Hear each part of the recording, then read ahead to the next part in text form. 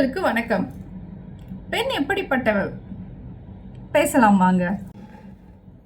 ஜென்ரலா பொண்ணுன்னா பூ மாதிரி, தென்றல் மாதிரி அப்படின்னு சொல்லுவாங்க.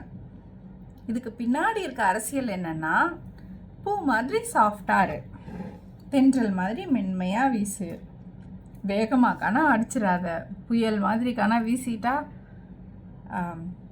நெருப்புன்னு சொன்னால் சுட்டுட்டா,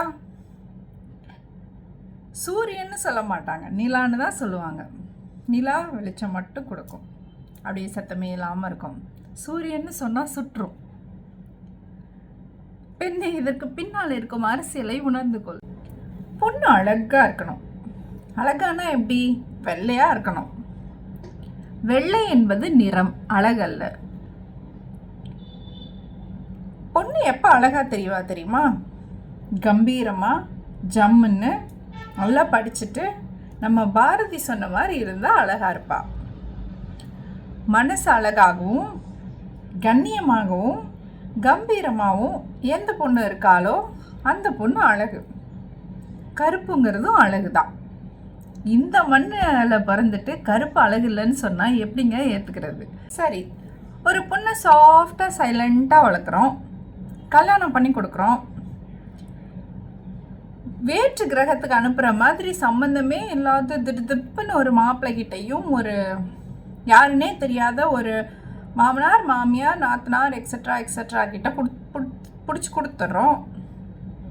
சாஃப்டாக இருக்க பொண்ணு எப்படிங்க அங்கேயும் போய் அந்த மாதிரி ஒரு ட்ரெமெண்டஸ் சேஞ்சை ஃபேஸ் பண்ணுறதுக்கு ஏதாவது ப்ராக்டிஸ் கொடுத்தோமா அந்த பொண்ணுக்கு? இல்லை. ஏன்னா அப்படி சாஃப்டாக இருந்தால் தான் அங்கே என்ன நடந்தாலும் அங்கேயும் சாஃப்டாக இருப்பாள். அதுக்காகவே அவளுக்கு எந்த மாதிரியான ப்ரிப்பரேஷன்ஸுமே நம்ம டீச் பண்ணுறதில்ல. சமையலை தவிர வேறு ஏதாவது சொல்லி கொடுக்குறோமா கல்யாணம் ஆக போகிற பொண்ணுக்கு? அங்கேயும் போய் அமைதியாரு, சைலண்டாரு. அம்மா வீட்டில் இருக்க வரைக்கும் பொண்ணு இங்கே எதுவும் சேட்டை பண்ணாத, எதுவாக இருந்தாலும் உன் புருஷன் வீட்டில் போய் வச்சுக்கோன்றீங்க. புருஷன் வீட்டுக்கு போனால் இது ஒன்றும் உங்கள் அம்மா வீடு கிடையாது, உன் இஷ்டத்துக்கு இருக்கிறதுக்கு அப்படின்னு அங்கேயும் சொல்கிறீங்க. பொண்ணு தனக்கு பிடிச்சது எந்த வீட்டில் தாங்க பண்ணுறது? பெண்ணே கவனம். படிக்கிற வயசில் ரொம்ப கவனமாக இருந்துக்கோ. காதல் கத்திரிக்காய் அதெல்லாம் பண்ணி வச்சிடாத. எஜுகேஷன், உன் பேருக்கு பின்னாடி ஒரு பட்டம் இல்லைன்னா நீ அப்புறம் பட்டம் தான் விட்டுட்டுருக்கணும். அழகாக இருக்குன்னு சொன்னால் அப்படியே நம்பி ஏமாந்துடாத. உனக்கு நிஜ அழகுங்கிறது உன் படிப்பும் உன்னோட அறிவும் மட்டும்தான். அதை யார் ஆதரிக்கிறார்களோ ஆராதிக்கிறார்களோ அவங்கள வேணா நம்பு. அப்புறம் இந்த வாக்கியத்தை நீங்கள் அடிக்கடி கேள்விப்பட்டிருப்பீங்கல்ல, விமன் டிபெண்ட். ஹவுஸ் ஒய்ஃப் நிறைய பேர் இதை ஃபேஸ் பண்ணியிருப்பீங்க. எல்லா வேலையும் மழை மாதிரி இருக்கிற தினசரி வீட்டு வேலைகளை செய்கிற பொண்ணுக்கு நாம் கொடுக்குற ஃபீட்பேக் இது தான். சும்மா வீட்டில் தானே இருக்க அப்படின்னு. நீங்கள் வேணால் ஒரு 2 நாள் வீட்டில் இருந்து புள்ள குட்டியெல்லாம் பார்த்துட்டு இருங்க, நான் ஆஃபீஸ் போயிட்டு வரேன் அப்படின்னு. ஆக்சுவலாக இதை ஒத்துன ஒரு சம்பவம் நான் கேள்விப்பட்டிருக்கேன். ஒரு கணவன் தொடர்ந்து தன்னோட மனைவி இப்படியே சொல்லிட்டு இருந்திருக்காரு, வீட்டில் சும்மா இருக்கிறது என்ன கஷ்டம், நான் ஆஃபீஸில் போய் எத்தனை பேரை ஃபேஸ் பண்ண வேண்டியிருக்கு, எவ்வளோ ஒர்க் பண்ண வேண்டியிருக்கு, எவ்வளோ ஸ்ட்ரெஸ் தெரியுமா, உனக்கு என்ன இங்கே 2 குழந்தைங்கள பார்த்துட்ருக்கிறது அப்படின்னு சொல்லியிருக்காரு. அந்த அம்மாவும் பொறுத்து இருந்து பார்த்துட்டு, சரிங்க நீங்கள் இன்றைக்கி வீட்டில் இருங்க, நான் ஆஃபீஸ் போய் உங்கள் வேலையெல்லாம் பார்த்துக்கிறேன், உங்கள் பிஸ்னஸ் ஒர்க்கெல்லாம் பார்த்துக்கிறேன், நீங்கள் இன்றைக்கி வீட்டிலேருந்து பசங்களை பார்த்துக்கோங்கன்னு சொல்லியிருக்காங்க அந்த அம்மா. இவரும் சரின்னு சொல்லிட்டார். மார்னிங் அதே மாதிரி அவங்க பிளான் பண்ண மாதிரியே நெக்ஸ்ட் டே அவங்க ஆஃபீஸ் போயிட்டாங்க. கணவர் வீட்டில் இருந்து குழந்தைங்கள பார்த்துக்கிறாரு. ஈவினிங் ஆஃபீஸ் வேலையெல்லாம் முடிச்சுட்டு வந்த மனைவி கேட்குறாங்க, என்னங்க இன்றைக்கி உங்கள் டே எப்படி போச்சு அப்படின்னு. இவங்க சொல்லியிருக்காங்க, எனக்கு ஓகே, நான் ஆஃபீஸ் வேலையெல்லாம் ஓரளவுக்கு முடிச்சிட்டேங்க அப்படின்னு சொல்கிறாங்க. இவங்களை ஹஸ்பண்டை கேட்கும்போது அவர் சொல்கிறாரு, எல்லாம் ஓகேம்மா, இந்த ஒரு பையன் மட்டும், எல்லா பசங்களும் சொன்னால் கேட்டாங்க படுத்துக்கிட்டாங்க, இந்த ஒரு பையன் மட்டும் ரூம்குள்ளே அடைச்சி வச்சா படுக்க மாட்டேன்னு எஞ்சி ஓடுறாமா அப்படின்னு சொல்லுங்க. எங்கே காட்டுங்கன்னு சொன்னால் அது அவங்க பையன் இல்லை, ஏற்ற வீட்டுக்கார பையன். ஸோ உன் பிள்ளை எது பக்கத்து வீட்டு பிள்ளை எதுன்னே தெரியாத அளவுக்கு இருக்கும்போது அந்த வாண்டுங்களை எல்லாம் வளர்த்து எடுக்கிறதுங்கிறது எவ்வளோ பெரிய வேலை. அந்த தாய்மார்கள் நாங்கள் எவ்வளோ அழகாக பண்ணுறோம். நீங்கள் அப்ரிஷியேட் தானே பண்ணணும். அதை உங்களை யாராவது டிபெண்ட் அப்படின்னு சொன்னால் no, you are depend on me, I am not depend on you அப்படின்னு சொல்லுங்கள். ஹவுஸ் ஒய்ஃபாக இருந்தாலும் மெயினாக ஹவுஸ் ஒய்ஃப் தான் இதை சொல்லணும். அவங்க தான் உங்களை டிபெண்ட் பண்ணி இருக்காங்க. இந்த குடும்பம் மொத்தமும் உங்களை டிபெண்ட் பண்ணி தான் இருக்குது. பெண் இல்லைன்னா அந்த வீடு just a building if she is not here. ஒரு குடும்பத்தை ஒரு வீட்டை வீடு மாதிரி ரன் பண்ணுறது பொண்ணு இருந்தால் மட்டும்தான் முடியும். அதனால் அப்ரிஷியேட் பண்ணுங்க. இனிமேல் மெயின்டைன் யுவர் டிக்னிட்டி. பெண்களே, ரோட்டில் போகிறீங்க, 4 பசங்க கிண்டல் பண்ணுறாங்க, அப்படியே தொலையை குனிஞ்சிட்டு கேட்டுட்டு அப்படியே போயிடுறது, பாஸ் பண்ணி வைக்கப்பட்டுட்டு. அப்போ நாளைக்கு நீங்கள் வந்தாலும் அதே மாதிரி தான் கிண்டல் பண்ணுவாங்க. நான் கத்தி எடுத்து சண்டை போட சொல்லலைங்க.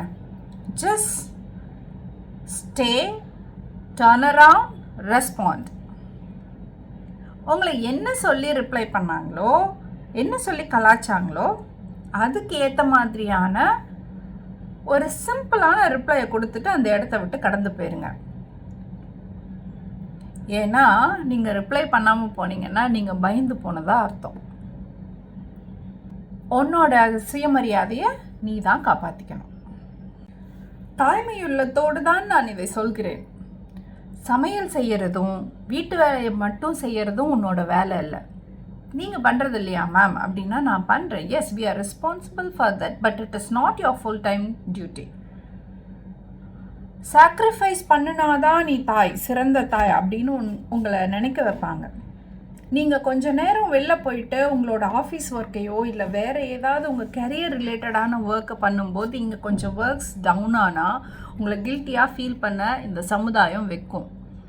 கில்ட்டியாலாம் ஃபீல் பண்ணாதீங்க. ஒரு கொஞ்ச நேரம் சில வேலைகள் நின்று போடுறதுனால தலை ஒன்றும் முழுகி போயிடாதுங்க, கப்பல் கவுந்துராது.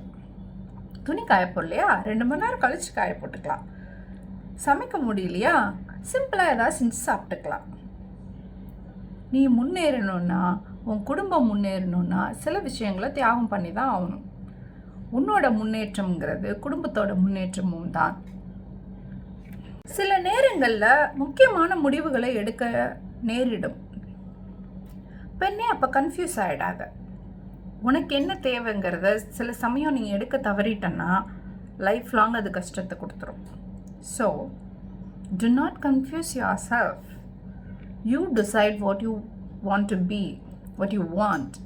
Trust yourself. உன் மேலே நம்பிக்கை வை. உனக்கு தெரியும்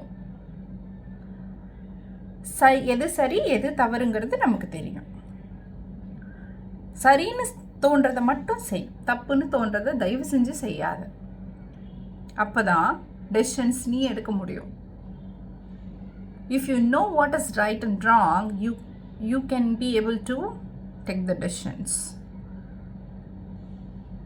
கடைசியாக நான் என்ன சொல்ல வரேன் தெரியுமா? பெண் விடுதலை அப்படிங்கிறது ஆணுக்கு எதிரானது அல்ல. அது ஆணும் பெண்ணும் சேர்ந்தே செய்ய வேண்டிய பயணம். ஒரு சமுதாயம் முன்னேறணும்னா பெண் முன்னேறணும். ஆண்கள் துணை இல்லாமல் பெண்களாலேயோ பெண்கள் துணை இல்லாமல் ஆண்களாலோ எதையும் செய்து விட முடியாது இந்த சமுதாயத்தில். ஒரு வண்டிக்கு 2 பக்கம் இருக்கிற சக்கரம் மாதிரி தான் நம்மளோட லைஃப். யாருக்கும் யாரும் போட்டி கிடையாது. இந்த ஜெண்டருக்கு அந்த ஜெண்டர் போட்டி கிடையாது. அட் தி சேம் டைம் இன்னமும் பெண்ணை ஏதோ ஒரு ஆதிக்கம் தடுக்குது அப்படின்னா அதை வாய்ஸ் அவுட் பண்ணுறது நம்மளோட ரெஸ்பான்சிபிலிட்டி. ஸோ பெண்ணே, துணிந்து வெளியே வா, தைரியத்தோடு. வெற்றி நிச்சயம். நன்றி.